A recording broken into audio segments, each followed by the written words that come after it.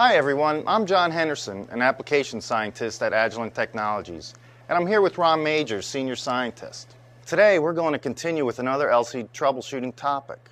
In this section, we'll talk about pressure in your HPLC instrument.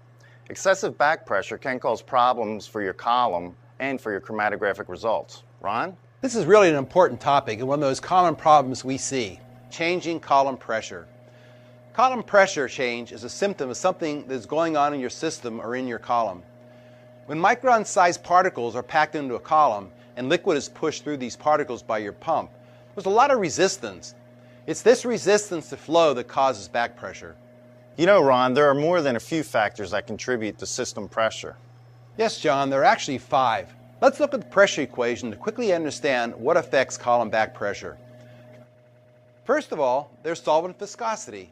The more viscous the solvent, the more force it takes to push the liquid through the packed bed, and therefore your pressure will rise.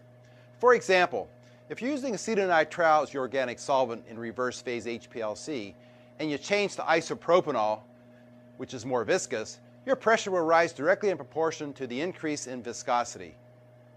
If you're familiar with the water-methanol mobile phase, popular in gradient dilution, the actual viscosity of the mixed solvent changes with composition. Let's look at this graph. Here, one can see with 100% water, the viscosity, and of course the pressure, is fairly low. But as the amount of methanols increase, the actual viscosity rises and reaches a maximum around 45% methanol. Adding more methanol will cause a decrease in pressure until at 100% methanol, the pressure is actually lower than it was to begin with. This change in pressure is due to a change in viscosity during gradient dilution.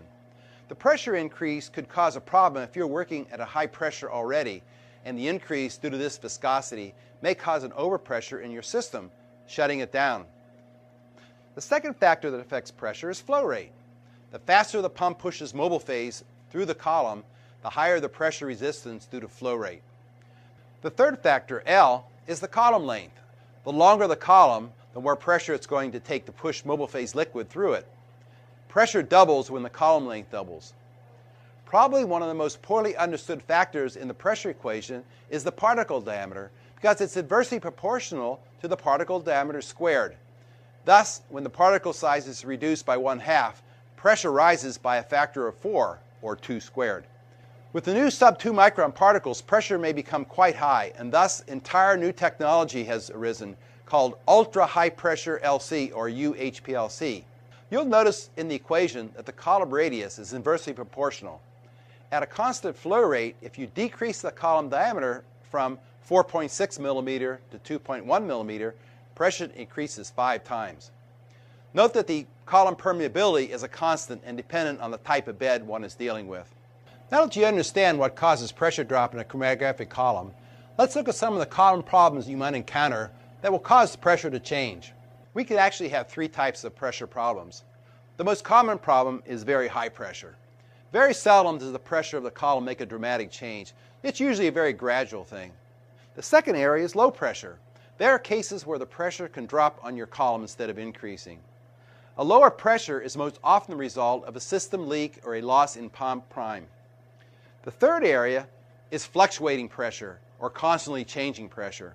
Fluctuating pressure is often a result of check valve sticking or malfunctioning. Since pressure increase is the most often occurrence, we'll confine our discussions to the first case. Okay, let's first look at HPLC system causes of pressure. Any obstruction in your flow path, all the way from the mobile phase inlet to the mobile phase outlet, can be a restriction.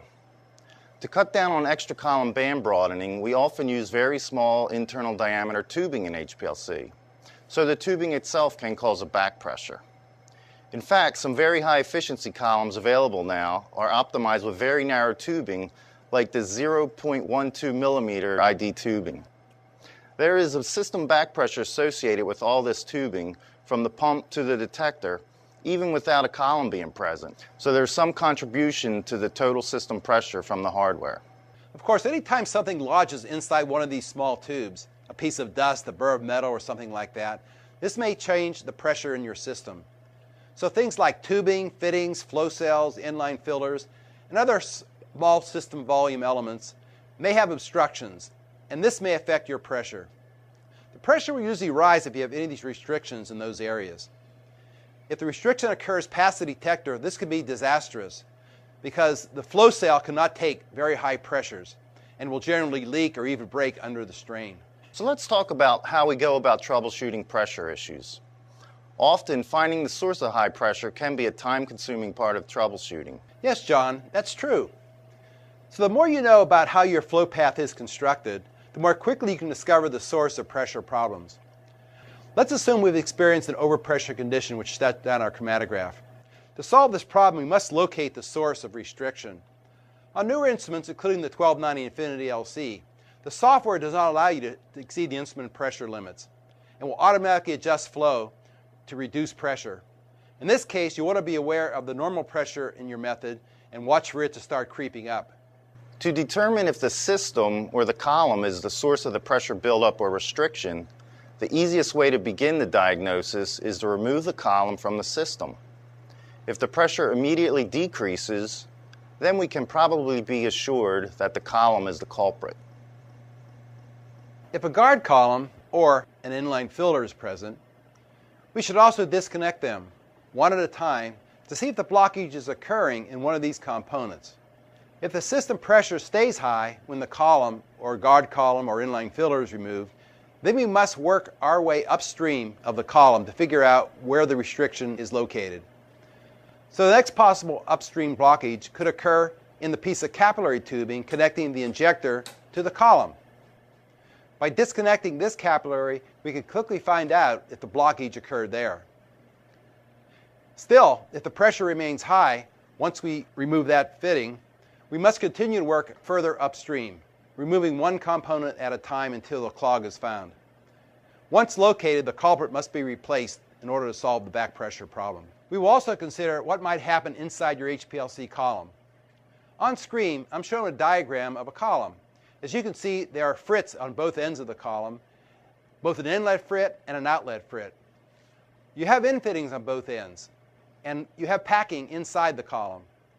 All these areas can be places where material may build up that restrict the flows. For example, on the inlet side, which is especially vulnerable, any small particulates, even micron size, that can come from your sample, from your mobile phase, or from your solvents could lodge in the frit.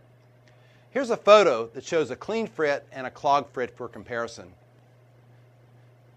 So let's first talk about blockage of the inlet frit, which is probably the most common cause of increased pressure. The frits are small, porous stainless steel discs that have porosity usually in the range of about 2 micron or 1 micron, half a micron.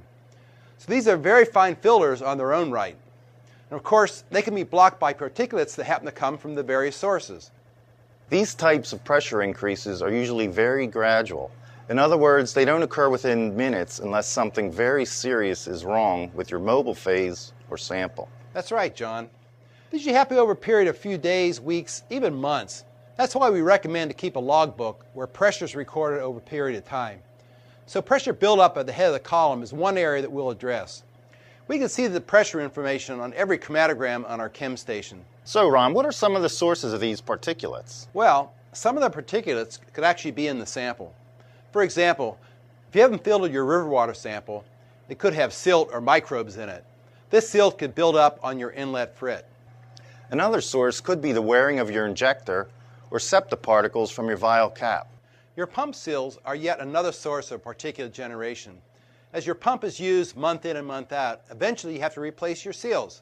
Also, during the process of seal wear, very small fragments of graphite-filled Teflon, or whatever seal material your pump happens to use, could find its way through your flow lines, your tubing, your pulse dampener, etc., and lodge in your column inlet frit. The mobile phase can be a source of contaminants too. For example, buffer preparation involves many manual transfer steps.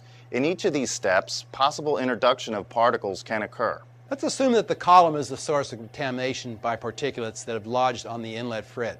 How do we get rid of these particulates and return the column to its original pressure condition? Well, one answer might be to backflush the column. John's going to demonstrate the steps involved as I go through them. Some, but not all, columns can be backflushed.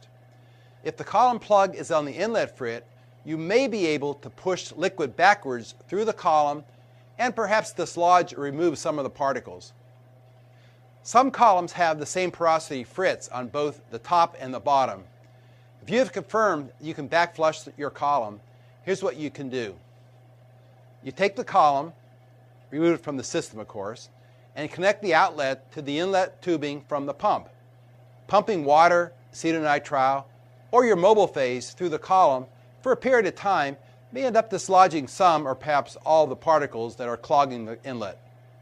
Note that even though you may be able to turn a column around like this for backflushing, it's not always recommended you run the column in this backwards position for an extended period of time. In fact, some columns are made to run in a specific direction. Again, make sure you check your column specification to be sure. For any column that has an arrow facing in one direction, the positive flow direction, I would definitely check the manual or the data sheet that came with the column, see if it can be backflushed. If there's nothing in the manual or data sheet about backflushing, I would call the manufacturer and ask them if the column can be backflushed. The reason why this is so important is the manufacturers put a larger porosity frit on the inlet of the column and a smaller porosity frit on the outlet of the column. If the column can be backflushed, you need to keep a few things in mind. Obviously, you don't want to backflush any of your particles into your detector cell and have them possibly lodge there. Instead, run the inlet end of the column into a beaker to collect the solvent you're using for the backflushing experiment. A couple other things you don't want to do. You don't want to run a very high flow rate, at least initially, because the column will be blocked. And the whole idea is to dislodge particles. So if you want to start out with a fairly low flow rate, and as you see the pressure go down from the particles dislodging from the frit, then you increase the flow rate and flush the remaining particles at a higher flow rate. Note that sometimes particles can get lodged within the porosity of the frit, in other words, deep into the frit, and it's not easy to dislodge them. In that case, you probably won't be able to get the pressure down by this operation. Most likely, the column will have to be discarded and a new column put in your instrument. We try to prevent particulates from getting to your column inlet. Here's a diagram of how we plumb the system to prevent particulates from entering the system. By putting inline filters in your system, these particles will be trapped. There are many zero or low dead volume inline filters available for that purpose. Here's an example of a filter we use in the 1290 Infinity LC.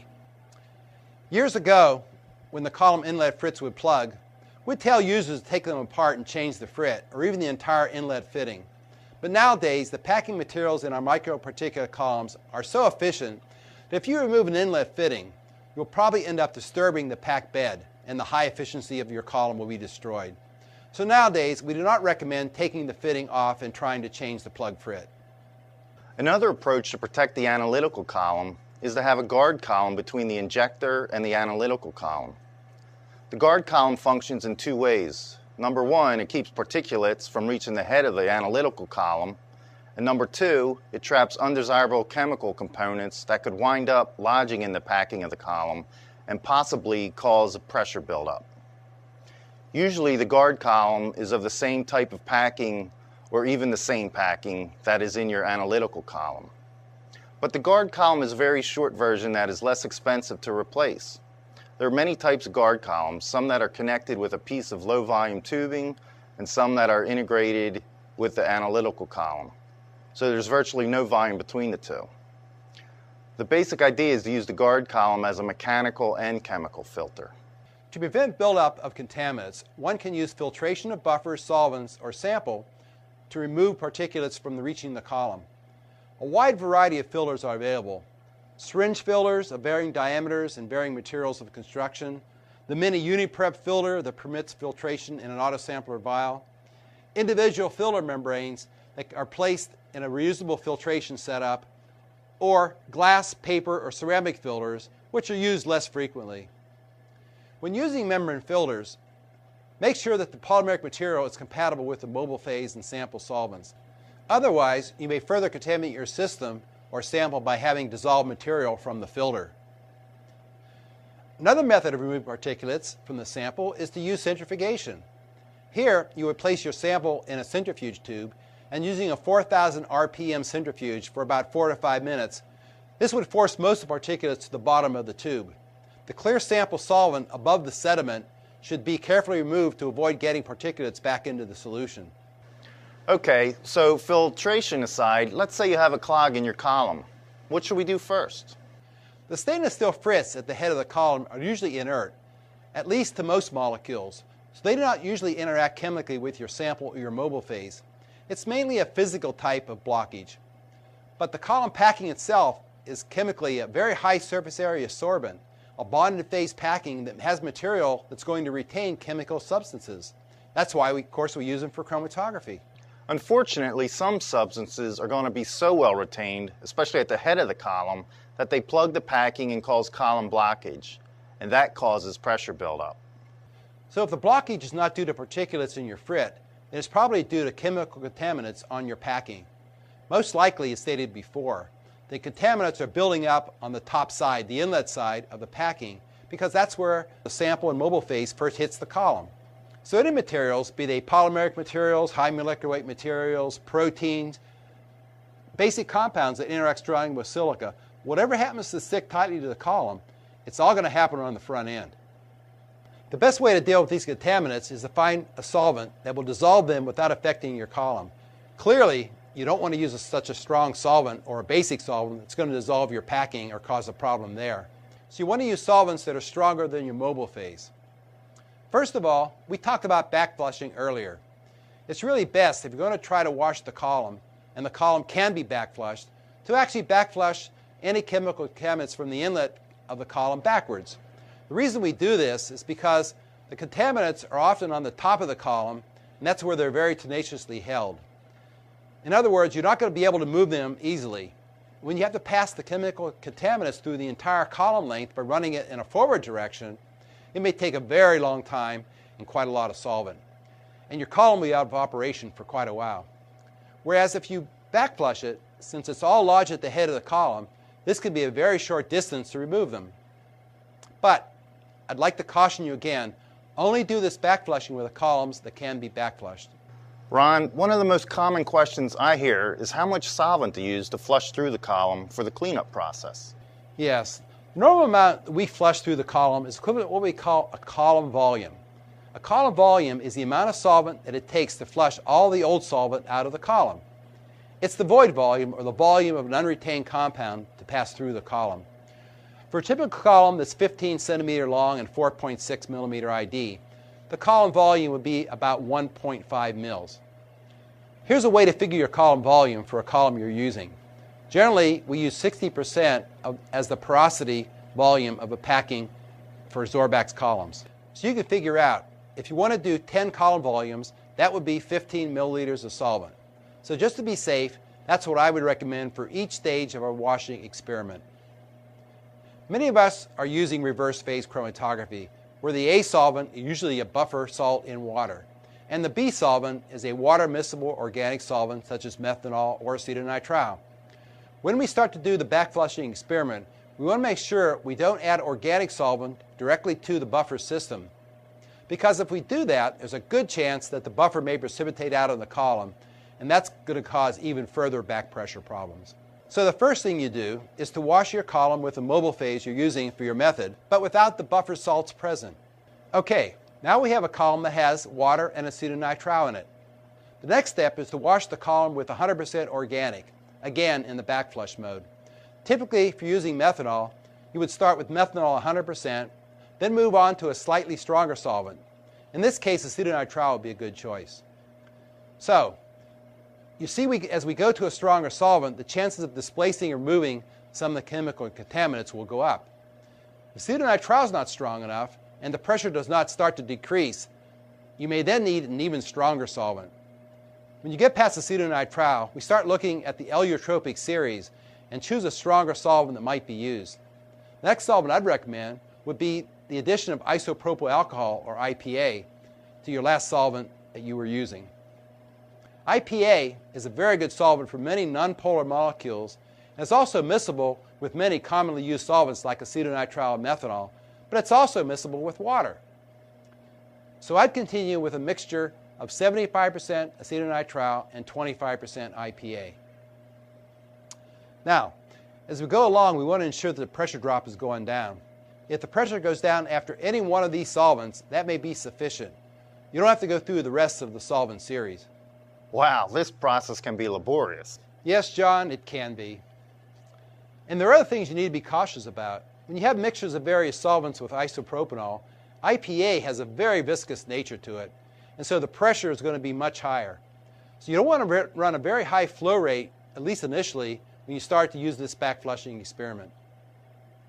If you're running 1 ml a minute normally on your LC, you may want to run backflushing experiments at about 1/4 of a ml a minute or something like that. Okay, so now you've done methanol, acetonitrile, and 75% acetonitrile with 25% IPA. What's next? Well, if that hasn't solved the problem, then I'd convert to 100% IPA. Many times, that series of solvents will take care of the problem. If it's something that's very, very nonpolar that's clogging your column, then there are 2 other solvents that might be used as a last resort. One of them is methylene chloride, and the other one is hexane.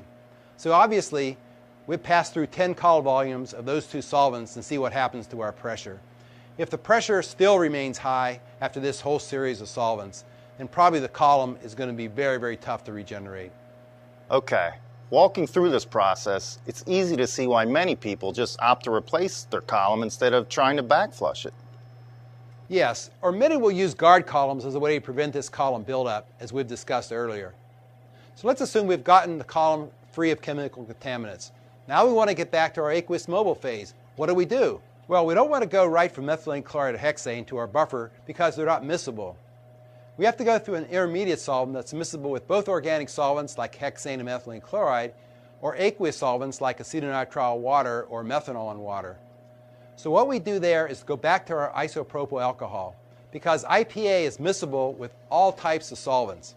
And again, once you get 100% IPA, you can go back to 100% acetonitrile, if that's what you're using, and then go back to your mobile phase without buffer salt, and finally back to your mobile phase with the buffer salt.